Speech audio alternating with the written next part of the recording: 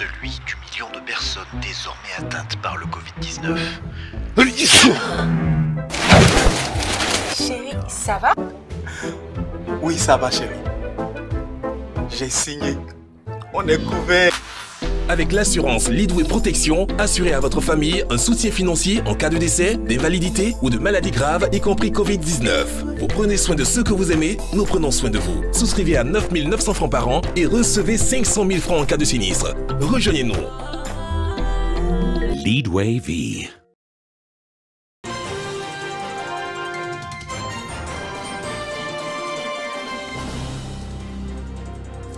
Madame, Monsieur, bonsoir. Bienvenue dans ce journal. Voici ce qui domine l'actualité. Contingence 2020, c'est le plan présenté ce lundi par l'Office national de la protection civile. Il vise à faire face aux pluies diluviennes. Ces précipitations ont causé une perte en vie humaine, 12 victimes et d'énormes dégâts. Plus de 32 maisons sinistrées à San Pedro. Les populations invitées à la prudence. Et puis l'État soulage le monde agricole impacté par la crise de Covid-19. Au total, 120 milliards de francs CFA remis aux filières agricoles. Un soulagement pour ces acteurs en cette période de crise sanitaire. Ce lundi, il y a eu le lancement du programme d'urgence agricole en présence du ministre d'État, Ahmed Bakayoko. La Covid-19 n'est pas encore terminée. Les actions de lutte sont initiées, se multiplient. Il faut respecter les gestes barrières afin de freiner la propagation de la maladie. Le ministère de la Santé appelle à l'implication de tous. Les cas de Covid ces derniers jours ont augmenté. 355 nouveaux cas enregistrés aujourd'hui, un décès. Et puis au Mali, une quarantaine de soldats portés disparus. Ces militaires sont tombés hier dans une embuscade dans la région de Diabali, près de la frontière mauritanienne. Les forces armées maliennes étaient en patrouille dans cette zone. Nous sommes en saison des pluies. Ces précipitations ont causé une perte en vie humaine, 12 victimes, d'énormes dégâts matériels à Abidjan comme à l'intérieur du pays. La ville de San Pedro totalise plus de 32 maisons sinistrées. L'Office national de la protection civile adapte son plan d'action pour une meilleure efficacité sur le terrain. Une réunion de coordination opérationnelle tenue cet après-midi. Et le gouvernement qui multiplie les actions afin de freiner la propagation de la Covid-19, les populations invitées à respecter les gestes barrières.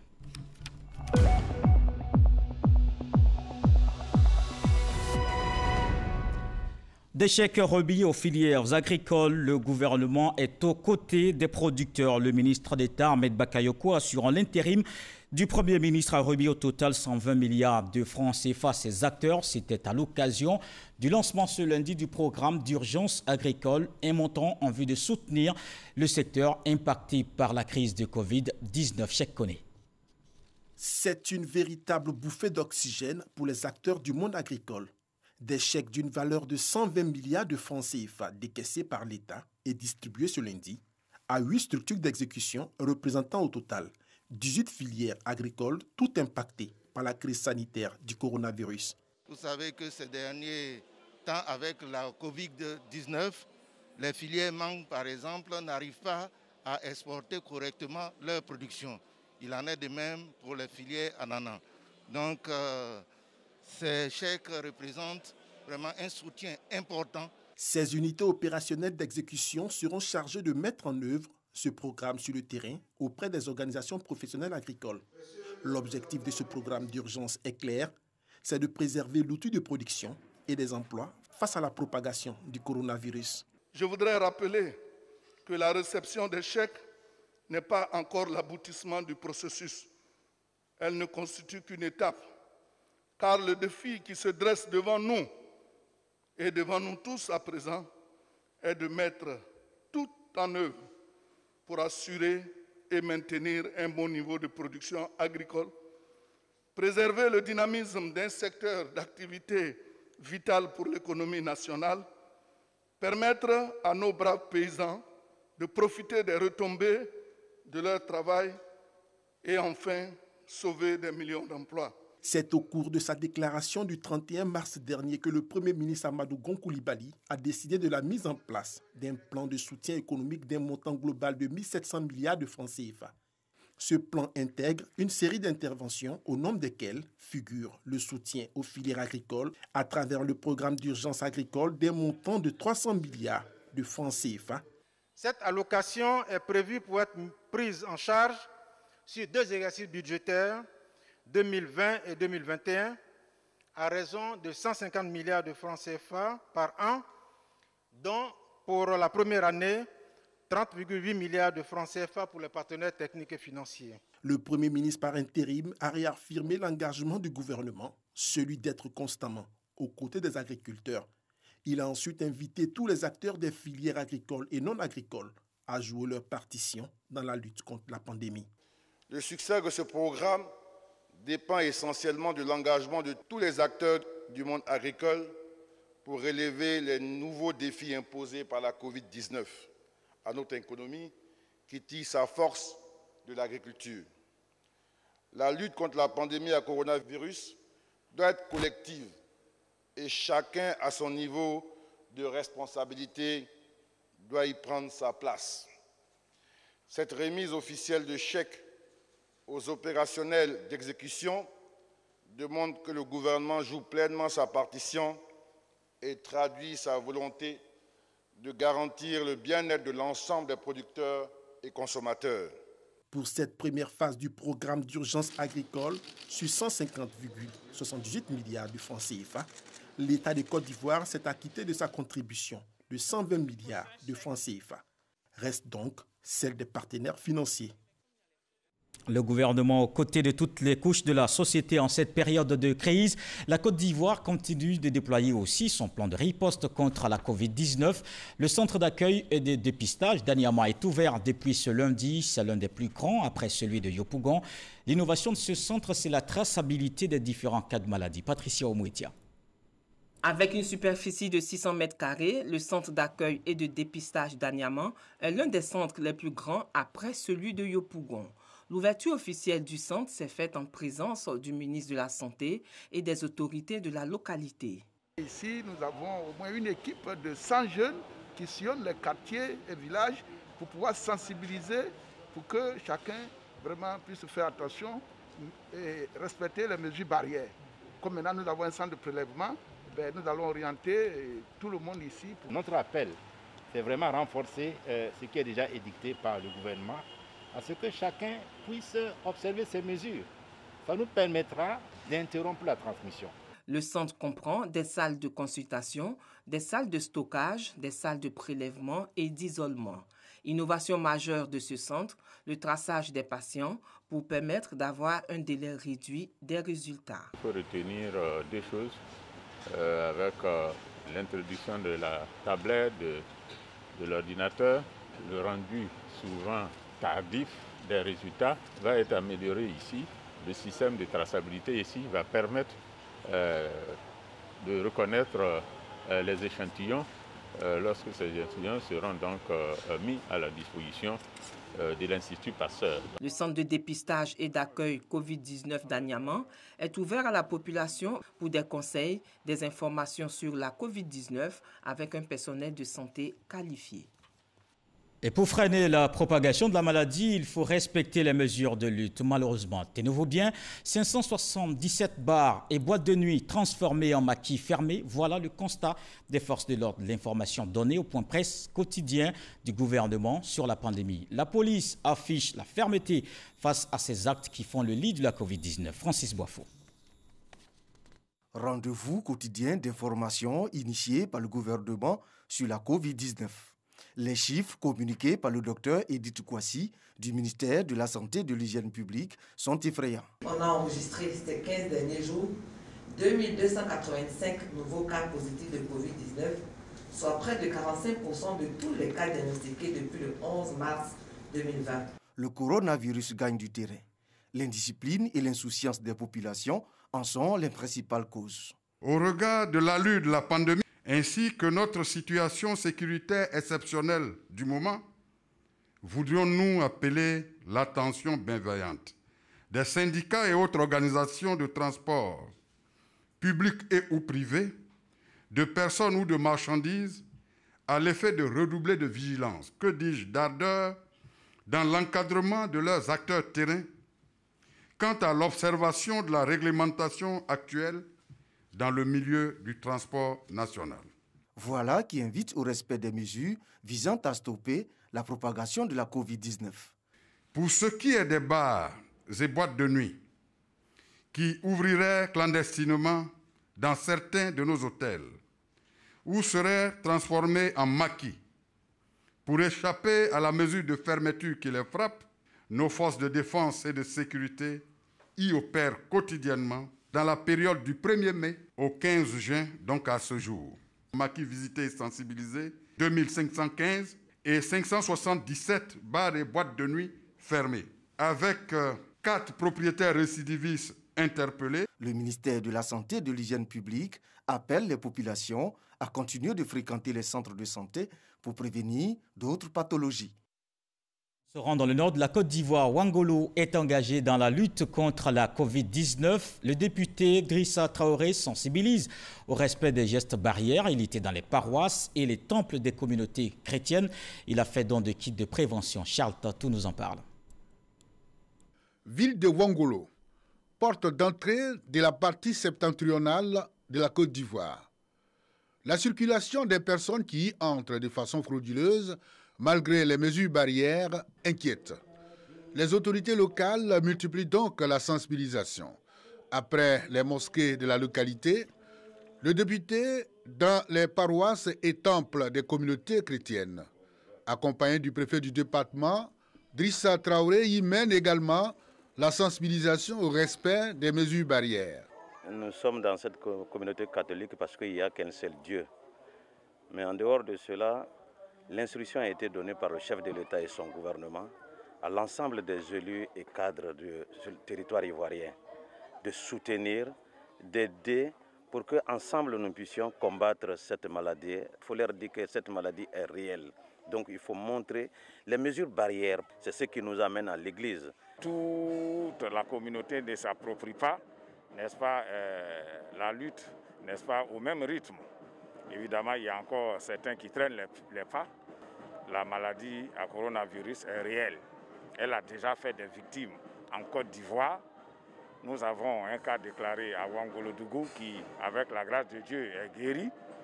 Mais c'est pour dire que après lui, il peut y avoir d'autres personnes.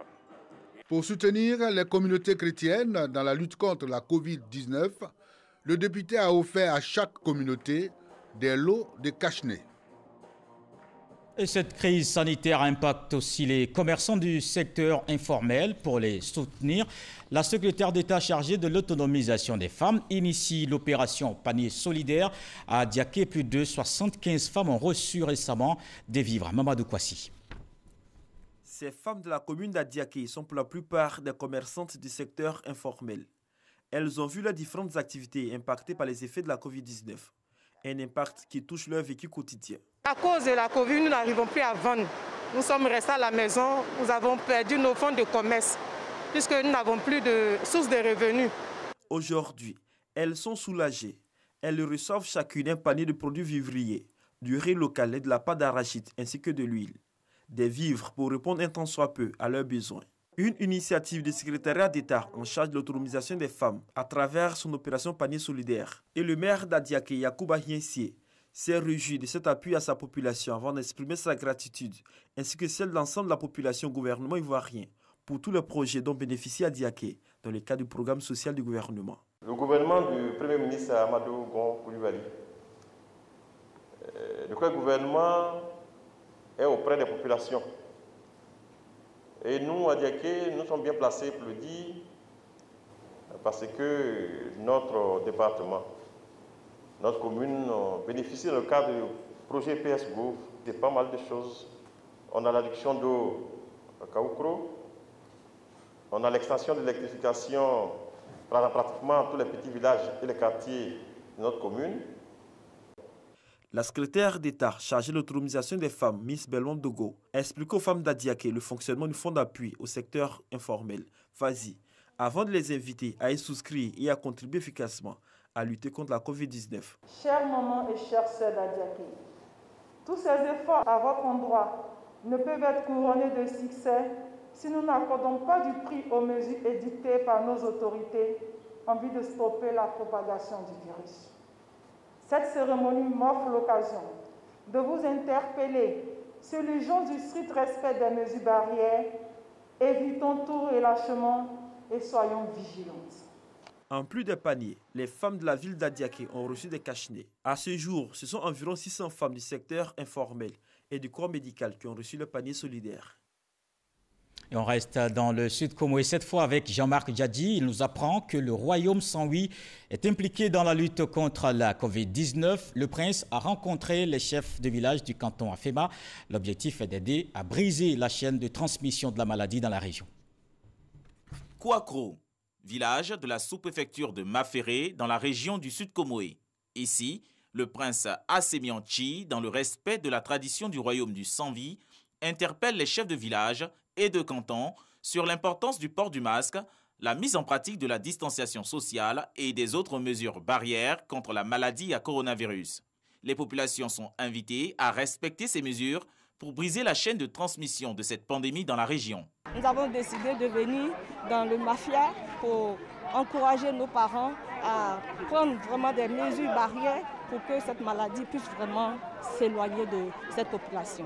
Que nos parents écoutent, c'est de la vérité, ce n'est pas du mensonge, ce n'est pas gonfler des chiffres. Chacun, en ce qui le concerne, doit aller des villages, d'hameau en hameau, pour expliquer le bien fondé du respect des mesures barrières. Il faut prendre ça au sérieux.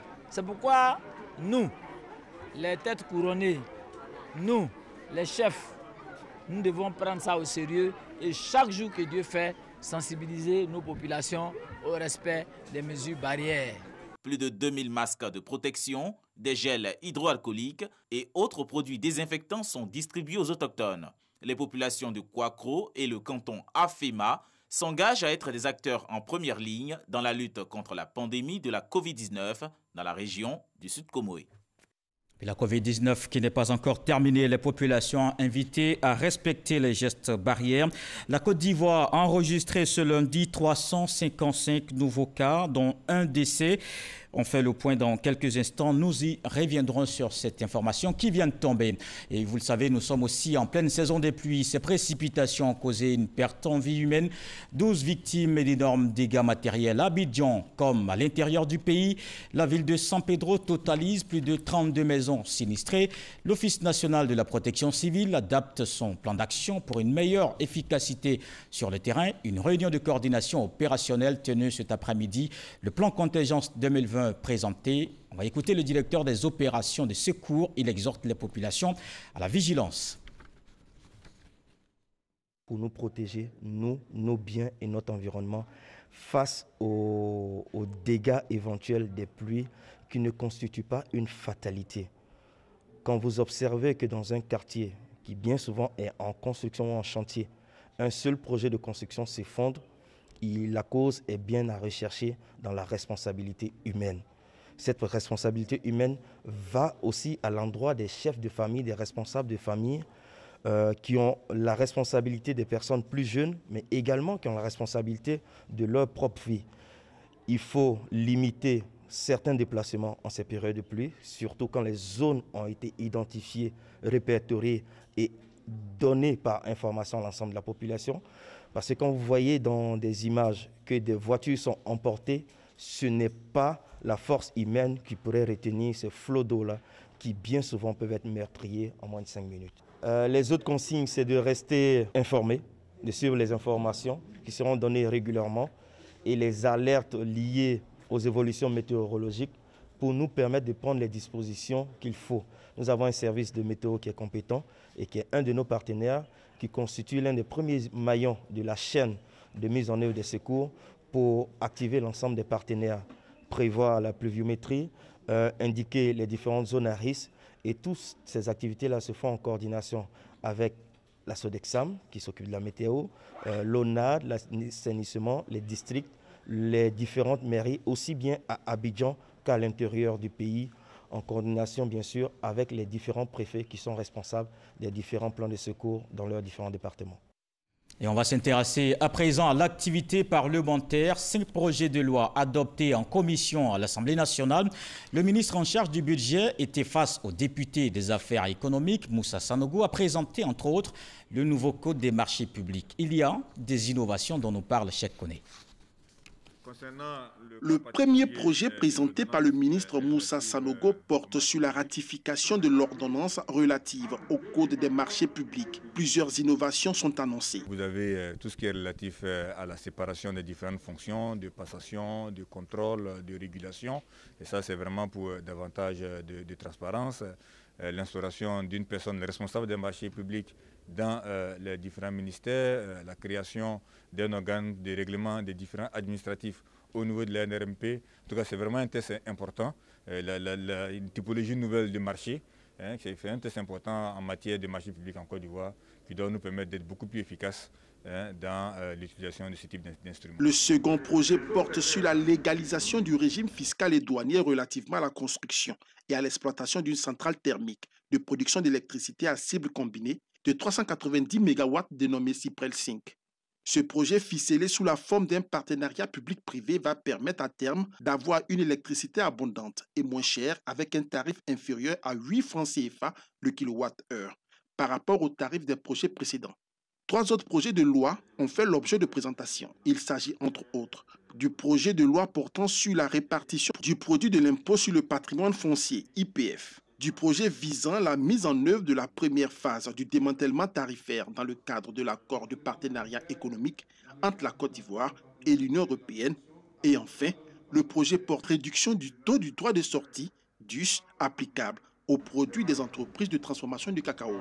Ces 5 projets de loi ont été adoptés à l'unanimité des membres de la Commission des affaires économiques et financières. Ce sont vraiment des tests très importants pour la vie économique de notre pays et l'amélioration des conditions de vie de nos populations.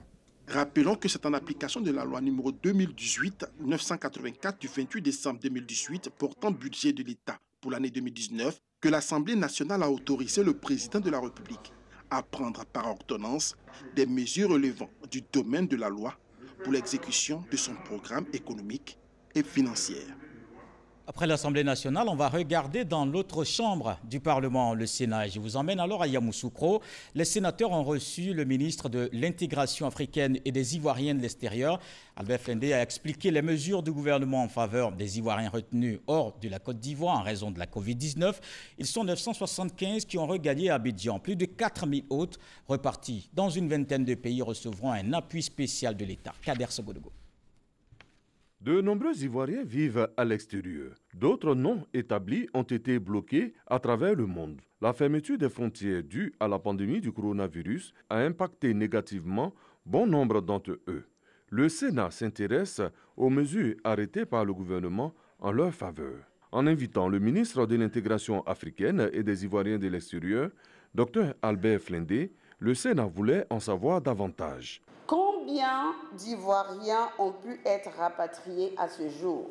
Le gouvernement a également annoncé l'accès des citoyens retenus à l'étranger au Fonds de solidarité nationale pour les personnes vulnérables. À ce jour, combien d'Ivoiriens établis hors de Côte d'Ivoire ont pu bénéficier de ce fonds?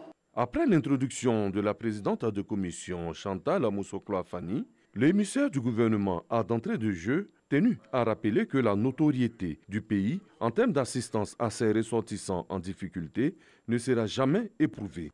Les actions du gouvernement se situent dans 2 chapeaux. Le premier, ceux des Ivoiriens non établis. Dans l'urgence, du 8 au 14 mai, 12 vols ont parcouru 14 pays pour les ramener au bercail. L'opération a coûté 1,6 milliard de francs CFA. À ce jour donc, 975 Ivoiriens bloqués du fait de la pandémie ont été rapatriés, dont 179 au Moyen-Orient, 117 aux États-Unis et 679 en Afrique. Il s'est agi d'aider des personnes qui disposent de titres de voyage, acquis avant la fermeture des frontières. Pour les Ivoiriens établis à l'extérieur, plus de 4000 d'entre eux en situation difficile ont été recensés pour recevoir une aide spéciale de l'État. Parmi eux, 2000 étudiants vivant en Russie, Déjà, 80 étudiants de la Chine ont été soulagés. Notre intervention a consisté à apporter assistance en urgence à 80 étudiants ivoiriens pour un montant de 25 millions qui est à Wuhan, l'épicentre de la pandémie au début de cette année. Le sujet relatif aux Ivoiriens décédés en mer au large de la Tunisie a été abordé. Malgré toutes les actions de sensibilisation que le gouvernement mène, malgré toutes les interpellations qu'on fait au niveau des familles, il se trouve des jeunes qui continuent d'aller à l'aventure. Nous ne cesserons pas de faire la sensibilisation. Les efforts du gouvernement vont continuer à l'endroit de chaque Ivoirien en difficulté à l'extérieur, quel que soit le pays où il se trouve, a rassuré Albert Flendé. L'actualité, c'est aussi la révision de la liste électorale. Le président de l'Assemblée nationale est dans la région du Ouorodougou. Amadou Soumaoro, en tournée de sensibilisation, il a expliqué l'importance de participer massivement à l'opération. Les populations invitées à s'inscrire. De Séguéla, la correspondance de Moussa Konaté. Amadou Soumaoro face aux populations du Ouorodougou à Séguéla. Avec à ses côtés des élus et cadres de la région. Le président de l'Assemblée nationale explique l'intérêt de se faire enrôler et figurer sur la liste électorale. Une opération qui nécessite un engagement des responsables locaux du RHDP. Nous avons déjà commencé la sensibilisation, parce que depuis le début, nous avons mis en mission. Sa venue ici dans le Ouorodougou va encore booster les choses. Et nous allons tout faire pour faire plaisir à nos leaders, tout en restant au maximum la finesse. Nous attendons globalement ici dans le Ouorodougou 45 000 nouveaux électeurs, dont 80% de nouveaux majeurs. Et les actions sont simples, c'est des actions de proximité, de sensibilisation.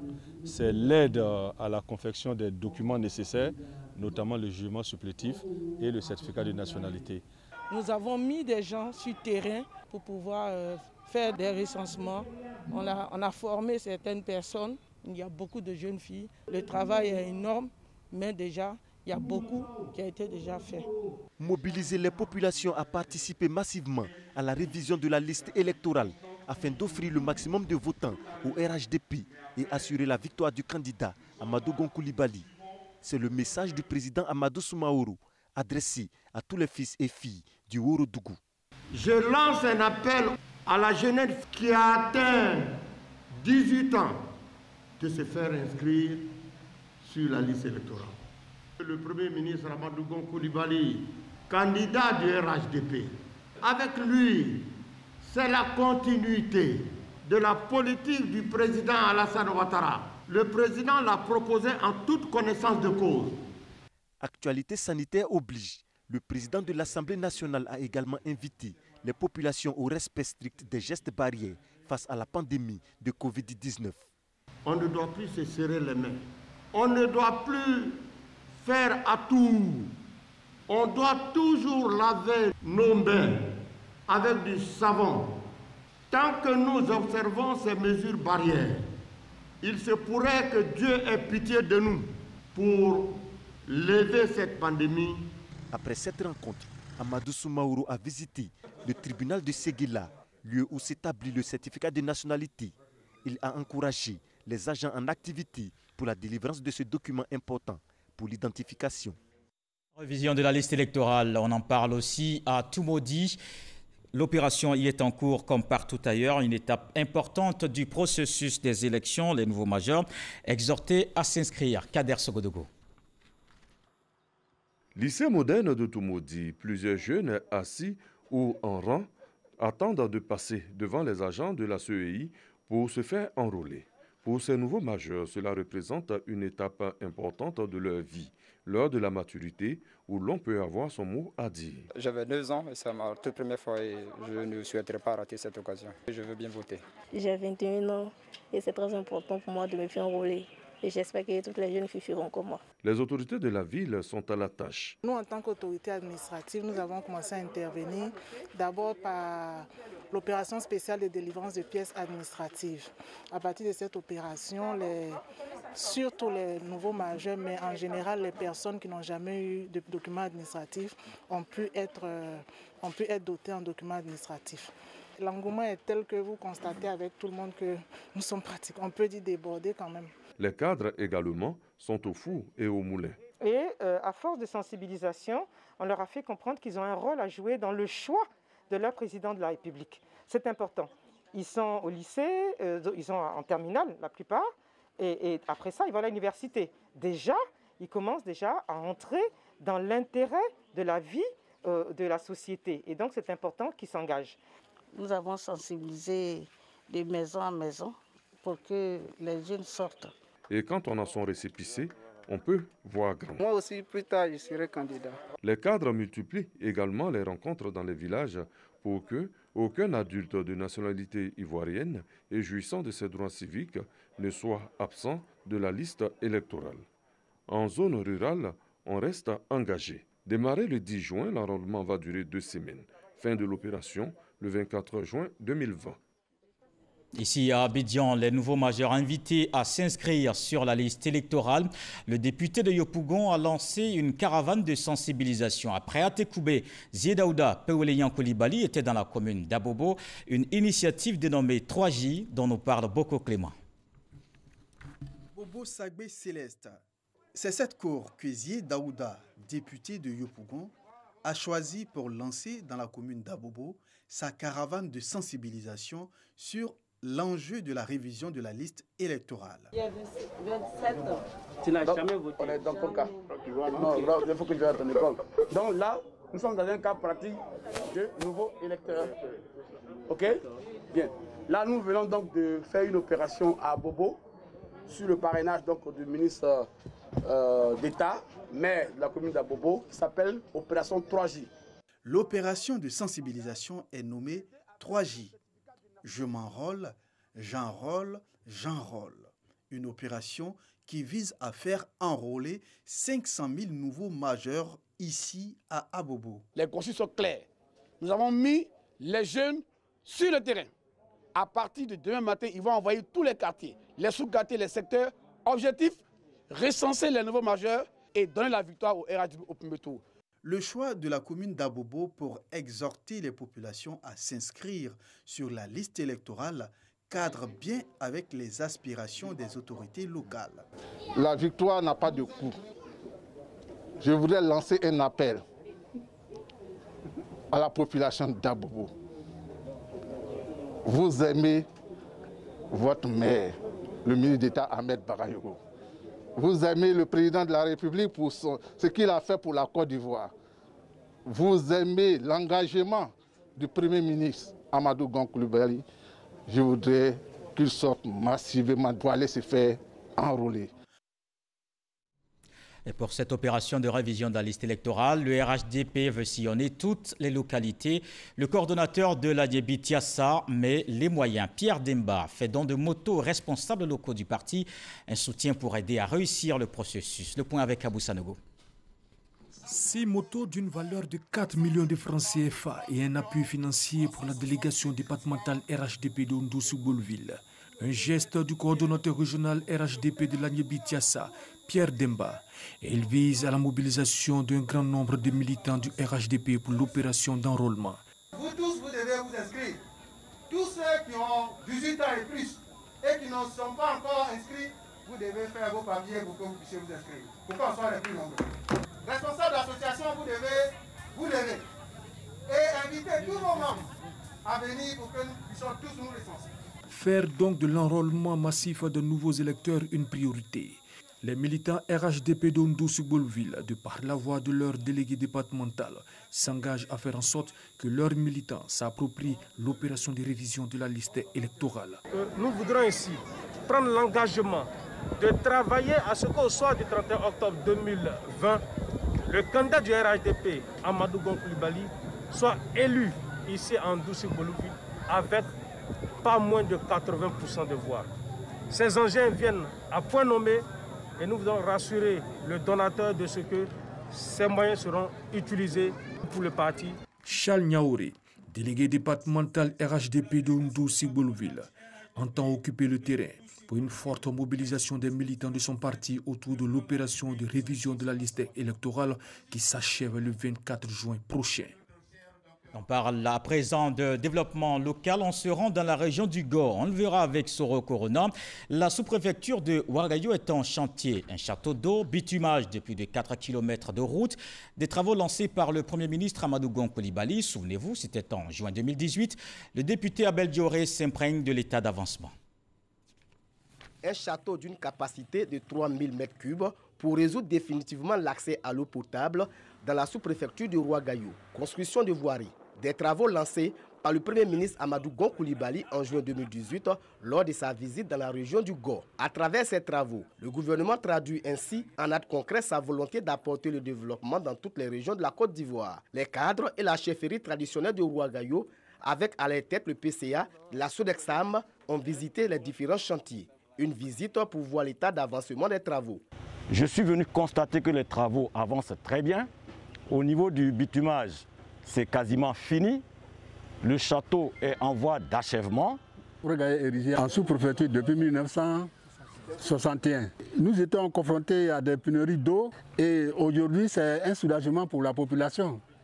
La population de Ouagaïo est très reconnaissante envers le Premier ministre Gon Coulibaly, le président de la République. Le PCA de la Sodexam, Abel Dioré, par ailleurs député de Ouagaïo Bayouta, a traduit la reconnaissance des populations au président de la République Alassane Ouattara.